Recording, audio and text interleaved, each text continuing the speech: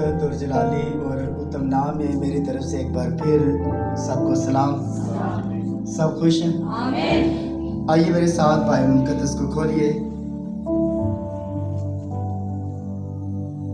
और मलाइकी की किताब उसका दूसरा बाब और उसकी 15वीं आयत से हम पढ़ेंगे।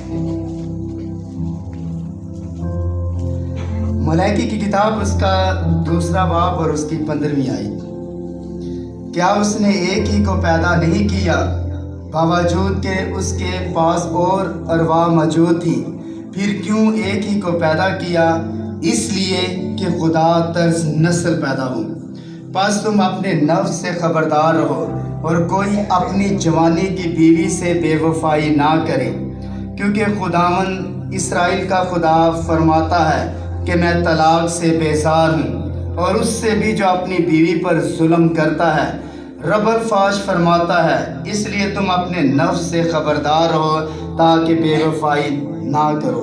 तुमने अपनी बातों से खुदावंद को बेजार कर दिया, तो भी तुम कहते हो कि किस बात में हमने उसे बेजार किया? इसी में जो कहते हो कि हर शख्स जो बुराई करता है खुदावंद की नज़र में नेक है और वो उससे खुश है, और ये कि अदल का खुदा कहाँ है। आमीन। कलाम मुक़द्दस का पढ़ा जाना हम सबों के लिए बरकत का बाइस। सब तशरीफ रखें।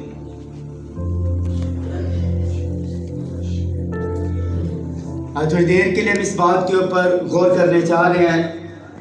आज का जो हमारा अनुमान, आज का जो हमारा टॉपिक है, बड़े ध्यान के साथ, बड़ी तवज्जो के साथ खुदा के कलाम को सुनिए।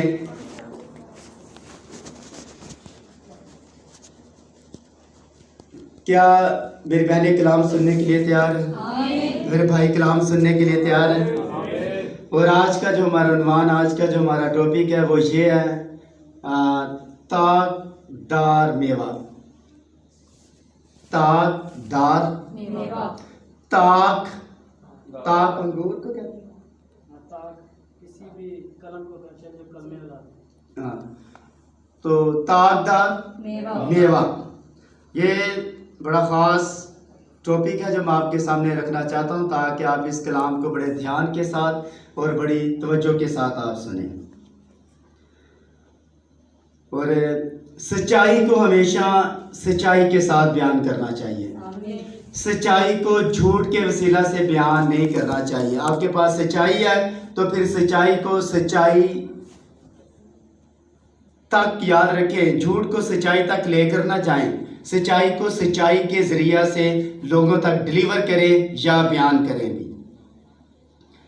इससे पहले हम इसको स्टार्ट करें, आप सब जानते हैं कि द 70 वीक ऑफ डैनियल हमने शुरू किया, तो थोड़ी मसरूफियात की वजह से आगे उसका तीसरा जो हिस्सा है, तीसरा या चौथा हिस्सा मैं आज बयान नहीं कर रहा, थोड़ी सी स्टडी ना करने के सबब से। तो खुदा ने चाहा तो अगली बार द 70 वीक ऑफ डैनियल एक बार फिर हम सामने लाएंगे और इसको हम फाइनल करेंगे फिर।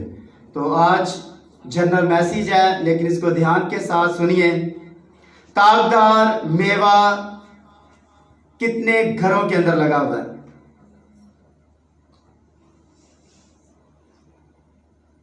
कितने घरों के अंदर ये ताकदार मेवा लगा हुआ है?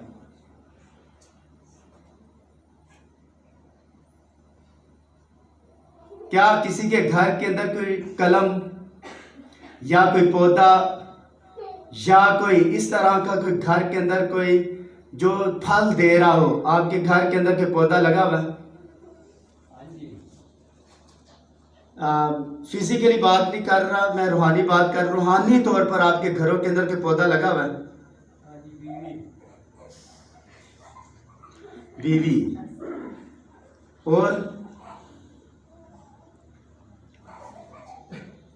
और ये एक बड़ा खास मैसेज है जिसको आपने अभी रिसीव करना है।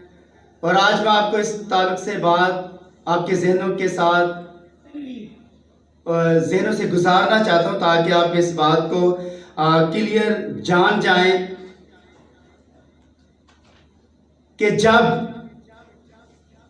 यीशु मसीह के बारे में जानना बड़ा ज़रूरी है, उसकी शख्सियत के बारे में जानना बड़ा ज़रूरी है। जब आप यीशु मसीह के बारे में, खुदा के बारे में सही तौर पर आप जान लेते हैं, ऑटोमेटिक याद रखिए आपको रिश्तों के बारे में, आपके घर के जो मामलात हैं, जो चर्च के मामलात हैं, इवन के जो ज़मीन के जितने भी मामलात हैं, ये सारे के सारे फिर आपको समझ आ जाते हैं। और जब तक आप जीसस के बारे में, यीशु के बारे में, खुदा के बारे में, यहोवा के बारे में, रब अल फाज के बारे में, लश्करों के खुदा के बारे में आप नहीं जानते, आपको बाइबल की समझ नहीं आ सकती।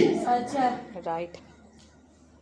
और आपको हम यहाँ एक छोटा सा मैसेज मैं लीडरशिप के साथ शेयर कर रहा था कि जब खुदा अपने जलाल में था, तो जब वो जलाल से एक कदम आगे निकला, जलाल से बाहर आया, उस वक्त मैं आपको बताना चाहता हूं वो लोगोस बना। क्या बना? लोगोस। जब लोगोस बना तो लोगोस ने फिर जिस्म ले लिया, यानी कलाम मुजस्सम हुआ। लिखा कलाम मुजस्सम हुआ और हमारे दरमियान रहा, और हमने ऐसा जलाल देखा जैसे बाप के इकलौते का था। तो फिर जो खुदा अपने जलाल से जब बाहर निकला तो उसके बाद लोगोस बना, लोगोस के बाद जिस्म ले लिया, और जिस्म के बाद एक अजीम काम किया, और वो आखिर में सरदार काहिन बन गया, जो हमारी जानों का लंगर और हमारा छुड़ाने वाला और हमारा याद रखे सबसे बड़ा वकील है, जो हमारी शिफायत करता है भी। और इस बात को ध्यान के साथ सुनिए, जब यीशु पहली बार जमीन पर आया तो क्या कहलाया? जब यीशु पहली बार जमीन पर आया तो क्या कहलाया?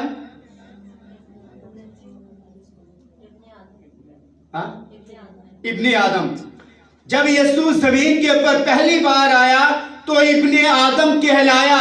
अब बहुत सारे लोग उसे जानते हैं, उसे सिर्फ यही जानते हैं कि वो बेटा है, खुदा का बेटा है, वो मुनंजी बनकर आया, छुड़ाने वाला, रिहाई देने वाला, अल्फा और मेगा, आखिर और इंतहा, बाकी जितने भी टाइटल हैं उसके साथ हम रिलेटेड करते हैं। लेकिन सबसे उत्तम बात यह है कि जब यीशु मसीह पहली बार आया तो इब्ने खुदा कहलाया, इब्ने आदम कहलाया। इब्ने आदम। हम उसे इब्ने आदम क्यों कहते हैं?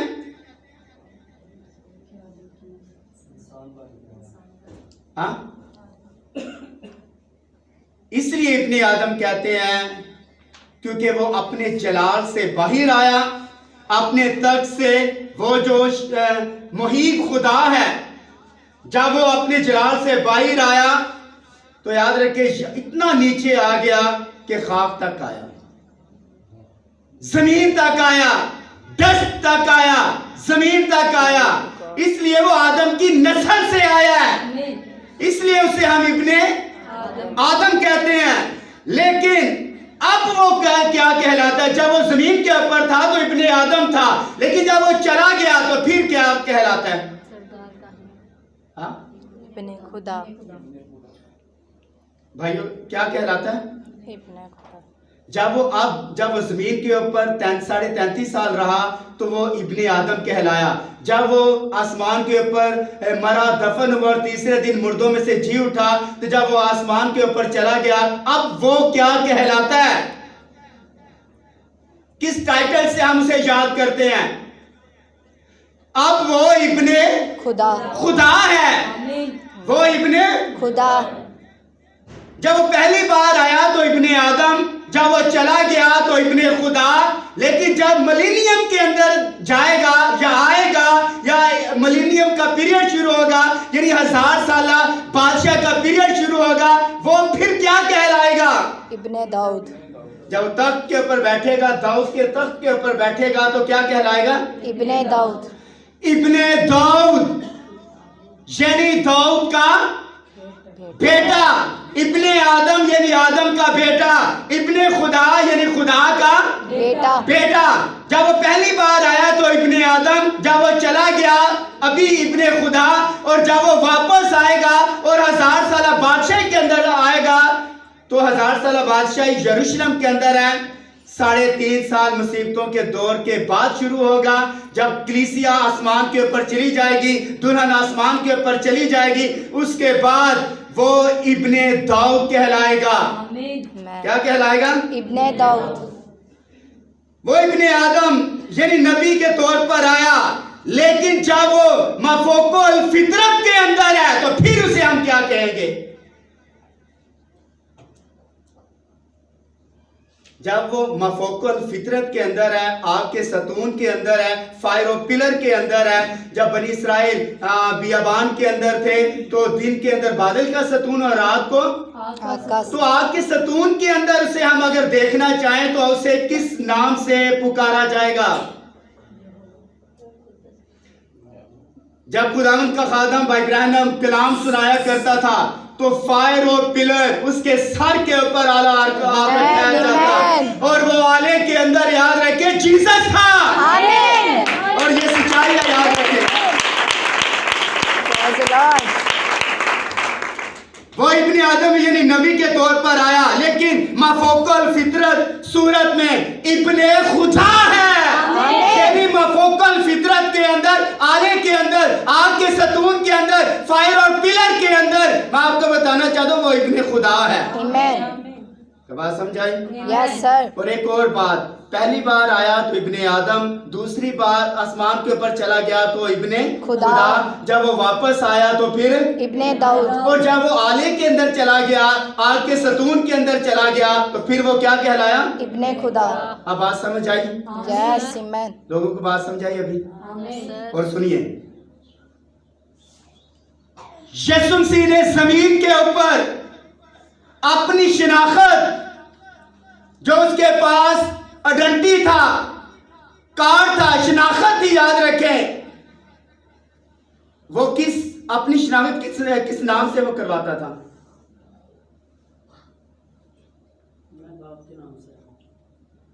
मैं अपने बाप के नाम से आया हूं। और खुदावंद यीशु मसीह ने अपनी शिनाख्त बतौरे किस लक़ब से करवाता रहा जब वो जमीनी जिंदगी के अंदर था?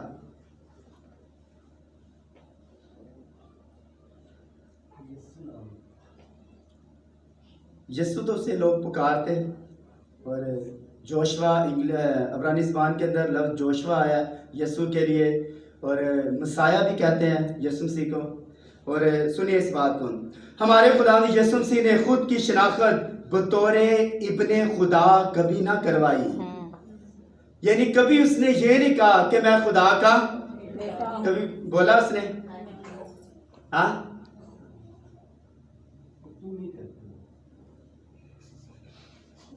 इसकी स्टेटमेंट कौन दे रहा था? इसकी स्टेटमेंट कौन दे रहा था?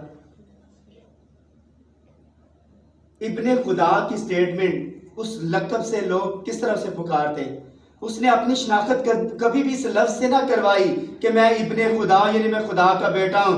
लोग उसके कामों के सबब से उसे इब्ने खुदा कहते थे, उसके कामों के सबब से इब्ने खुदा। उसने कहा मैं खुदा में से निकला और खुदा ही के पास वापस जाता हूं, यानी खुदा में से, क्योंकि वो लोगोस था और लोगोस जिस्म ले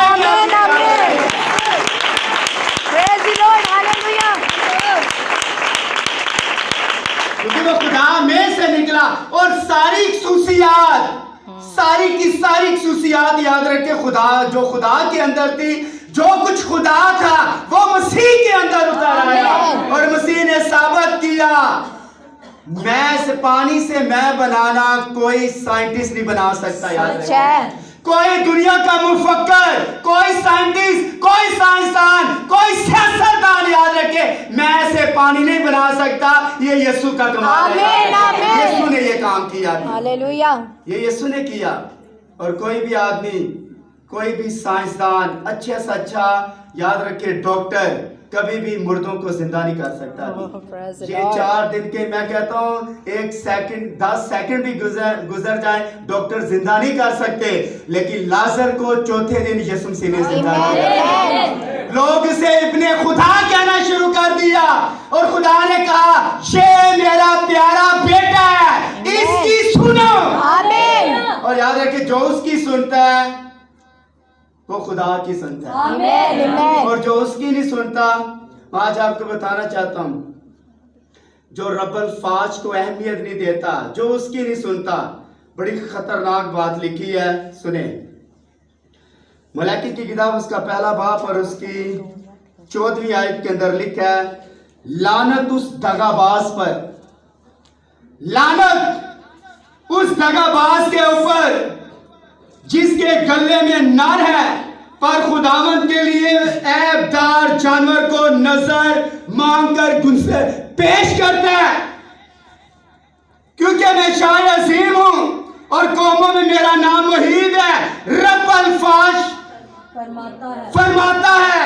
इसलिए याद रखे, लानत उस दगाबाज के ऊपर जिसके गले के अंदर नार है लेकिन मुर्दा सा जानवर उसके सामने पेश कर देता है। पता है, जो बेस्ट चीज आपकी आपको खुदा को देनी होगी। आपका जो बेस्ट है, आपका जो बेस्ट है, ये खुदा को। लानत उस दगाबाज के ऊपर आपके घर के अंदर नार है, अच्छी चीज है, याद रखे, लेकिन नाकस चीज आप खुदा को पेश करते हैं। मैं आज आपको बताना चाहता हूं, पता है ये हदिया देना किस बात की अलामत है?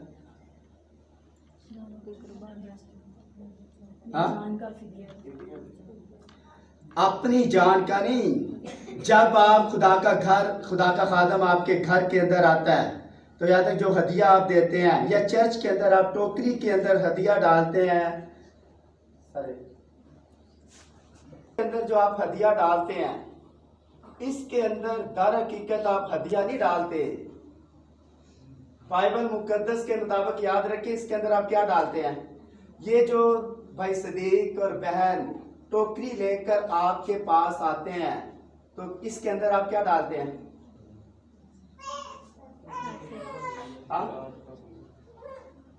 ये हदिया आप क्यों लेते हैं? इसके अंदर क्या डालते हैं? हदिया डालते हैं, पॉकेट में से निकाल कर इसके अंदर हदिया डालते हैं। असल में हदिया नहीं है, असल में याद रखे, आप अपनी बच्चों की जानों का फिदिया इसके अंदर डालते हैं। इसके अंदर आप अपने बच्चों की, जब ये हदिया और ये आप अपने बच्चों की जानों का फिदिया इसके अंदर डाल देते हैं, तो दर हकीकत याद रखें, ये इसलिए आप डालते हैं, रीजन ये है मेरा बच्चा बीमार ना हो, उसे चोट ना लगे, उसे जख्म ना आ जाए, डैमेज ना हो जाए, कोई हड्डी ना टूट जाए, कोई मसला ना हो जाए। इसलिए याद रखें, जब हदिया इसके अंदर आप डालते हैं, इसका मतलब है खुदा आपके बेस्ट को कबूल कर लेता है। यानी पहले फल जो आप डाल देते हैं इसके अंदर, उसको कबूल करता है। ये आपको बड़ी याद रखें, जब भी खुदा का खादम आपके घर के अंदर आता है या चर्च आप, इसलिए बाइबल मुकद्दस के अंदर लिखा है, कोई भी मेरी हजूरी के अंदर खाली हाथ ना आए। अखरूज की किताब के अंदर लिखा है, कोई भी शख्स मेरे सामने खाली हाथ ना आए। वजह क्या है? रीजन क्या है? क्यों मेरे हजूरी में खाली हाथ ना आए? इस बात को समझिए सर, कि अगर आप नहीं डालते इसके अंदर, याद रखें, कोई हजारों रुपया इसके अंदर ना डालें, लेकिन एक दमड़ी भी डाल दें, ये भी खुदा कबूल कर लेता है। लेकिन अपने बच्चों की जानों का फिदिया इसके अंदर डालें, इसके अंदर डालना है, ताकि आप अपने बच्चों की सेफ्टी के लिए और उनकी प्रोटेक्शन के लिए इसके अंदर हदिया डालते हैं। ये मैं आपको रियलिटी बता, चोट लगना कोई बड़ी बात नहीं है, या कोई बीमार हो जाना बड़ी बात नहीं है। इस बात को, ऑर्डर को समझे, खुदा के हुक्म को समझे कि इसके अंदर खुदा ने मुकाशफा रखा है और ये आपके बच्चों की जानों का फिदिया इसके अंदर होता है भी। आमीन।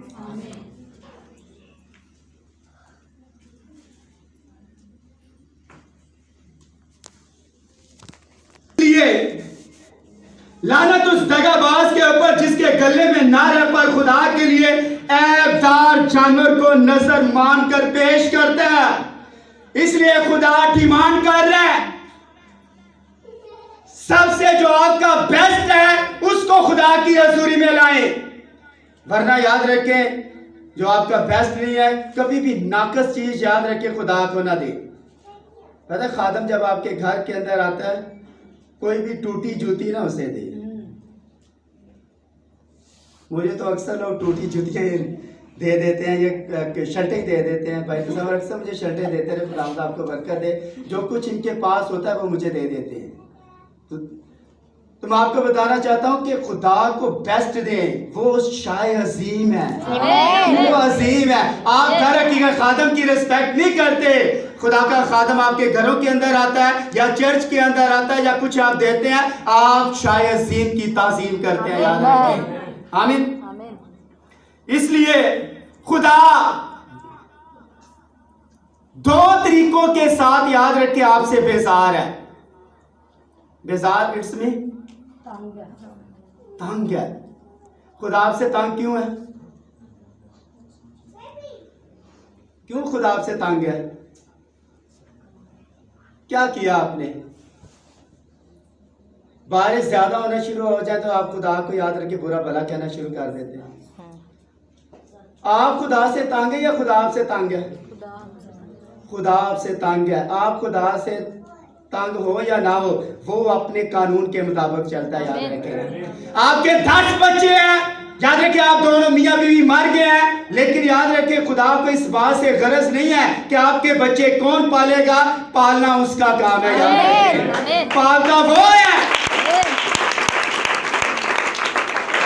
और बड़ी जबरदस्त, आपको बड़ी खतरनाक बात आपको बताने जा रहा हूं, सुने। दूसरा बाप उसकी पहली आयत, मलाकी दूसरा बाप पहली आयत। अब है काहिनो, तुम्हारे लिए ये हुक्म है, रब्बुल फाश फरमाता है, अगर तुम शिनवा ना होगे तो मेरे नाम की तमजीद को मद्देनजर ना रखोगे तो मैं तुमको और तुम्हारी नेमतों को मलाउन कर दूंगा, बल्कि इसलिए कि तुमने उसे मद्देनजर ना रखा, मैं मलाउन हो चुका। अब पादरियों के लिए क्या ऑर्डर है? काहिनों के लिए, पादरियों के लिए क्या ऑर्डर है? अगर वो खुदा की तमजीद को मद्देनजर ना रखे और उसके बाद खुदा ने जिन्हें बरकतें दी हैं, हर किस्म की बरकतें खुदा के खादमों को दिया, अगर वो मद्देनजर ना रखे तो वो तो मलाउन हो ही चुके। खुदा कहता अगर तुम उसे मद्देनजर ना रखो तो मैं मलाउन हो जाऊंगा। ये बड़ी रिस्पॉन्सिबिलिटी, अगर खुदा ने किसी खादम को बरकत दी है, अगर उसे मद्देनजर ना रखे तो ये खुदा की तौहीन है। खुदा तौहीन महसूस करता है। खुदा कहता है मैं खुद मलाउन हो जाऊंगा। तो खुदा दो तरीकों से बेजार है, एक ये के तलाक और एक ये कि अपनी बीवी के ऊपर जो जुल्म करता है। खुदा दो तरीकों से बंदे से तंग है, याद रखें, बेजार है। एक ये के तलाक से और दूसरा जो अपनी बीवी के ऊपर जुल्म करता है। मैं आज आपको बताना चाहता, जो आदमी अपनी बीवी के ऊपर ये नहीं कि ज़ाहिरी तौर पर डंडा और हाथ और पांव चलाए, वो जुल्म है। जुल्म ज़हनी टॉर्चर भी है, ज़हनी टॉर्चर करना, परेशान करना, अंदर ही अंदर। याद रखे हर रोज वो जीती है, हर रोज मरती है, और उसके आंसू याद रखे। मैं पिछली बार जब मैंने बताया बेटियों के ताल्लुक से, उसके आंसू याद रखे चुपके से जब वो आटा गूंथती है उसके अंदर चले जाते हैं, उसके अंदर जाते हैं। खुदा उन आंसुओं का हिसाब लेगा। अगर आप अपनी बीवी को ज़हनी मरीज बना देते हैं, टॉर्चर करते हैं, उसे तंग करते हैं, खुदा इसका हिसाब आपसे लेगा भी। खुदा बेजार है। और जो तलाक, कई आदमी बड़े तलाकों के शौकीन है, इससे तलाक ले ली, उससे कर ली, उससे तलाक ली, उससे कर ली। तो ये जो सिस्टम है, खुदा आपको देख रहा, आपकी हरकतें देख रहा, आप करके क्या कर रहे हैं। ये तलाक का सिस्टम याद रखे, मसीहों की जो सफ़ा याद रखा है, वो उसके अंदर तलाक नहीं है, सेपरेशन है। अगर कुछ मामला मियाँ बीवी के आपस में ख़राब हुए हैं तो इसको दुरुस्त करने के लिए याद रखें खुदा ने सेपरेशन रखा है, जुदाई रखी है थोड़ी देर के लिए, 6 महीने, साल, 2 साल, 3 साल रहे, लेकिन मामला दुरुस्त होते हैं, फिर आप इकट्ठे हो जाएंगे। लेकिन तलाक जो है ये खुदा बेजार है, खुदा परेशान हो जाता है। वजह यह है, जिस तक जो तक आपके घर के अंदर खुदा ने मेवादार लगाई थी, उसकी आप प्रोटेक्शन ही नहीं करते। मेरे साथ ज़बूर एक निकालें, 128 ज़बूर और उसकी पहली आयत। मालूद यानी हैकल की ज़ियारत का ये गीत है, ये अर्दौत ने ये लिखा है। कहता है, मुबारक है हर एक जो खुदा से डरता है और उसकी राहों पर चलता है और अपने हाथों की कमाई खाएगा। तू मुबारक और शहादतमंद होगा, तेरी बीवी तेरे घर के अंदर मेवादार ताक की मालिक होगी। और ये ताक आप कौन सी नर्सरी से लेकर आए हैं?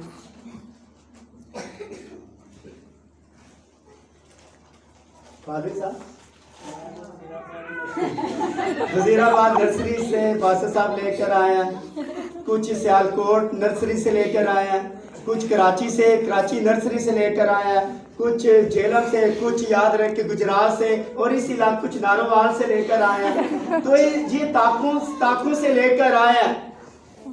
और ये ताक जो आपके घर के अंदर लगाई है, ये किसने लगाई है? खुदा ने। और इसकी हिफाजत याद रखे किसकी जिम्मेदारी है? बाग की जिम्मेदारी खुदा की नहीं थी। बाग की निगहबानी करना, देखभाल करना आदम का काम था। उसके अंदर हवा भी थी और हवा की देखभाल और सारी चीजें आदम की रिस्पॉन्सिबिलिटी थी, उनकी देखभाल करना। अब आपके घर के अंदर जब निकाह होता है तो ये ताक, जब आपके खुदा आपको ताक देता है कि आप जाकर अपने घर के अंदर लगा लें, जब ये बढ़ती है तो हर रोज इसे पानी देना किसका काम है? हाँ, खुदा ने आपको, याद रखे, वजीराबाद से आपको खुदा ने ताक दी, ठीक है? तो इसकी देखभाल करना किसका काम है? सर, इसकी देखभाल उस वक्त तक आपने करनी है जब तक ये फल नहीं देती। फल सर, और औरत का फल कौन सा? औरत कौन सा फल देती है? औरत का फल ये आपके बच्चे हैं सर। ये फल है, ये आपका सर फल है, जो बच्चे हैं ये फल है। लेकिन इसको याद रखें, इसको लोग अगर फल ना दे तो लोग याद रखें इसे काट कर, यानी काटना, इसमें तलाक दे देते हैं, घर से निकाल देते हैं। और कई बार याद रखें कोई मेंटल जो माली है, याद रखें जब वो दरख्तों को छांटता तो इस तरह हिलाता है, तो उसकी जड़ों को नहीं हिलाना। अगर आप बीवी की जड़ों को हिला देंगे तो याद रखें उसकी बुनियाद हिल जाएगी। जब आप उसके ऊपर शक करेंगे तो ये छांटना, उसे हिलाना है, आपका कब तक उसे हिलाते रहेंगे? जब आप अपनी बीवी के ऊपर शक करते हैं, आप अपनी बेशर्मी की झाग उछालते हैं। शक करने वाला समुंदर की लहर की मानिंद है, एक जगह से उछलती है और दूसरी जगह याद रखें अपनी बेशर्मी की झाग उछाल गंद बाहर निकालती है, और वो गंद फिर आप अंदर लेकर आते हैं। 6 घंटे समुंदर आगे, 6 घंटे वो जो गंद बाहर फेंका, थोड़ी देर के बाद 6 घंटे बाद समुंदर फिर अंदर लेकर चला जाता है। तो ये शक्की आदमी याद रखें ताक को खराब करता है, मेवादार ताक को खराब करता है। इसकी जिम्मेदारी याद रखें खुदा ने आपके ऊपर लगाई है। तो खुदा तलाक से बेजार है, और वो जो अपनी बीवी के ऊपर जुल्म करते हैं, आप अपनी ताक के ऊपर जुल्म कर रहे हैं। तो इसको वक्त के ऊपर पानी देना, इसकी देखभाल करना, इसे याद रखें खाद डालना, ये आपकी जिम्मेदारी है सर। इसको बढ़ाना, इसकी देखभाल करना, ये सब कुछ है। अगर सर्द पत्ते आ गए हैं तो याद रखें, और हरे पत्ते आ गए हैं, या जो भी कुछ उसके ऊपर बीतता है, ये आपकी जिम्मेदारी है उसको चेक करना सर। वो तो फल दे रही है, और जो ताक फल नहीं देती, मालिक क्या कहता है? उसने आकर कहा कि इसे काट डाल, उसने कहा नहीं, वेट कर, फल देगी। और जो औरतें याद रखें पांचपन के अंदर हैं, वो याद रखें इंतजार करें, फल मिलेगा। 3 साल दिए सर खुदा ने आपको, 3 साल, 3 का दर्द, जी उठने का दर्द, आप मुर्दों में से जिंदा हो जाएंगे। मरी हुई याद रखें, 3 दिन के बाद याद रखें आप खड़े हो जाएंगे। शर्ती आप कोई उखाड़े ना आपको, खुदा आपकी जिंदगी के अंदर काम करेगा भी। इसलिए खुदा तलाक से सर बेजार है। तलाकें जो घरों के अंदर हो रही हैं, फैमिलियों के अंदर हो रही हैं, जवान बच्चियां थोड़ी दिन के बाद याद रखें घरों के अंदर आ जाती हैं और हालात खराब हो जाते हैं। और इस तरह याद रखें और सुने इस बात को। ये बड़े अरसे के बाद मैंने ये मैसेज शेयर किया। अब हालात इस तरह के हो गए हैं, मैं यहाँ खुदा का खादम खड़े होकर आपसे मैं बात कर और खुदा की नुमाइंदगी करते हुए, जब आपकी बच्ची की किसी के साथ मंगनी होती है या बच्चे की, उसे याद रखें उस औरत के साथ बात ना करने दें। जब आप सारी गुफ्तगू आपस में कर लेते हैं तो घरों के मामलात, अपने वीक पॉइंट और वो भी वीक पॉइंट आपस में शेयर करते हैं। फिर याद रखें आपकी आपस में, याद रखें हालात इतने बुरे हो जाते हैं क्योंकि सारी बातें आपने पहले बता दी हैं, अपने वीक पॉइंट आपने बता दिए हैं। और जब वीक पॉइंट आपने बताए हैं तो आपकी बच्ची याद है कुछ ही दिनों के बाद घर वापस आ जाएगी। कभी भी अपनी बच्ची, ये जो मंगनी रखते हैं इसका मतलब होता है इन्वेस्टिगेशन करना। उस बच्चे की या उसके ख़ानदान की लोग तहकीक करते कि ये ख़ानदान किस तरह का, बातों के लिए तहकीक नहीं करते कि उन्हें भी फ़ोन दे दिया उन्हें और साहब आ रहे हैं जी, जवाई हमारा आ रहा है घर के अंदर। तो इस सूरत में याद रखें, इनको आपस में याद रखें डिस्कस करने ना दें। रीज़न ये है कि आपके मामलात याद रखें, आपके बाप के घर के सारे मामलात वो लड़के को बताते हैं और लड़का वीक पॉइंट पकड़ कर याद रखे से तंग करना शुरू करेगा। इसलिए बाइबल मुकद्दस के अंदर लिखा है, तेरी बीवी तेरे घर के अंदर मेवेदार ताग की मानिंद होगी और तेरी औलाद तेरे दस्तरख्वान पर जैतून के पौधों की माने। जब आप खाने के लिए इकट्ठे बैठते हैं या टेबल लगाते हैं, ये पौधे कौन से लगे होते हैं आपके? तो इस कुर्सी के ऊपर बैठा है कि उस कुर्सी के ऊपर बैठा है, ये जैतून के पौधे आपके लगे हुए हैं। फल किसने दिया? हाँ, आपकी बीवी ने फल दिया। और ये फल याद रखें, ये सारे आपको फल नजर आएंगे। लिखा है, देखो ऐसी बरकत उसी आदमी को मिलेगी जो खुदावन से डरता है, खुदावन से उनमें से तुझे बरकत देगा और तुम पर भाई यरूशलेम की भलाई देखे, बल्कि तो अपने बच्चों के बच्चे देखेगा। दादा और परदादा लग जाएगा। और बहुत सारे लोग हैं, याद रखें, ये दादा और परदादा बनना ये बरकत है सर, ये बरकत है, ये बरकत और ये ब्लेसिंग है। दादा और परदादा बनना ये बरकत है और ये बरकत उसी आदमी को मिलती है जो खुदा से डरता है। और जो आदमी खुदा से नहीं डरता उसके पास ये बरकतें नहीं है।